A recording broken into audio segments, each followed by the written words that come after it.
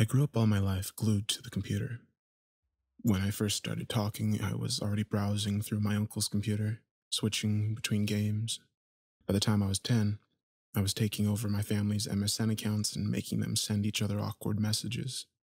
I was 10 at the time, so the messages were stuff like, "I hate you," or "Give me back my Power Ranger." As you could imagine, I had no friends growing up.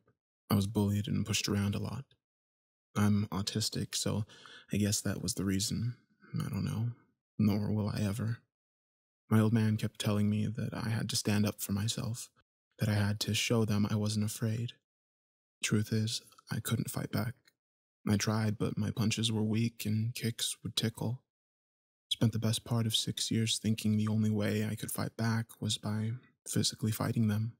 Little did I know that the world I grew up in, the virtual world, was about to become the second life for everyone.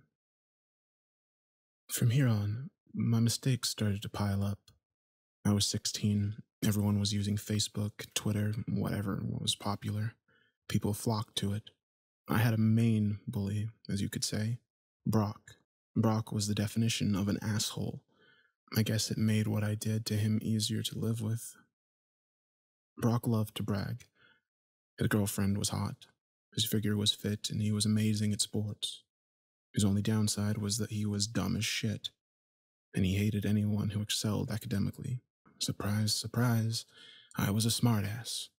I was incredibly good at solving problems. I guess that was the upside to my autism. He hated that and proceeded to make my life a living hell. I tried fighting back again using my weak body, forgetting my strongest weapon was my mind. One day, I was browsing Facebook and found Brock as a suggested friend. He was in my world, and suddenly, something clicked. I created a burn account, jazzed it up and made it look legit. I added Brock as a friend and proceeded to find out as much as I could about him. I found his girlfriend and added her too. I sent Brock an email from Facebook claiming his account had been compromised and to download a PDF file with all of our security measures updated. Of course, to keep his account, he downloaded the document. Fool. I had access to his laptop and proceeded to find out everything that there was to know about him. I knew so much that at any point in time I could tell you where he was, what he was doing, and who he was doing it with. I had his laptop camera send me images every so often to know what he was up to. When his girlfriend came over, I was ready. I booted up my online dating application and started sending messages to Brock. "Hey baby, can't wait to see you tomorrow.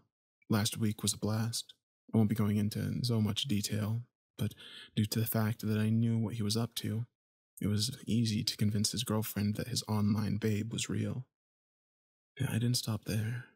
I downloaded on his laptop as much gay porn as I could find at a time where homosexuality wasn't as accepted as it is today. You can imagine how his parents reacted to his fun drive. He didn't come back to school since then. My guess is that he moved out of town. I don't know. I didn't care to look anymore. To me, that was a small victory, and I relished in it. Now, I wish I'd stopped there. Oh God, I wish I stopped there. But I was addicted. That feeling of justice served by my hands was one I loved and wanted more. So I targeted criminals, the type that used the dark web to hide and spread their filth. For 4 years straight, I was a pain in their asses. Pedophiles, rapists, heavy drug dealers, you name it. If they were online, I was making their lives a living hell. I thought I was being smart. I thought I was hiding myself pretty well, but fuck, man. Something was following me every step of the way, and it would soon tell me. I woke up one morning, as any normal day, made eggs, toast for breakfast with a glass of orange juice, booted up my desktop and browsed Reddit. The usual was on. Guys complaining that something was overpowered, something was underpowered, the game designers weren't listening, the usual morning chuckle. And then I heard a ping. The Facebook Messenger notification sound. It's funny, I didn't open Facebook yet. Maybe I did and forgot. Wouldn't make sense as I rarely open Facebook. It was odd, but not enough to sound off any major alarms. A message from someone I don't know.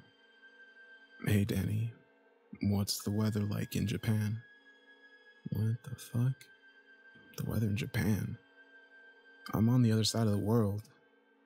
The name read James Puckerson. On my other monitor, I started going through his profile, trying to find any mutual friends, someone I met in a party or something. I responded with, "Sunny, I hope.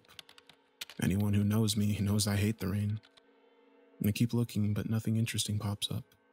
James replies, "Oh, a funny guy.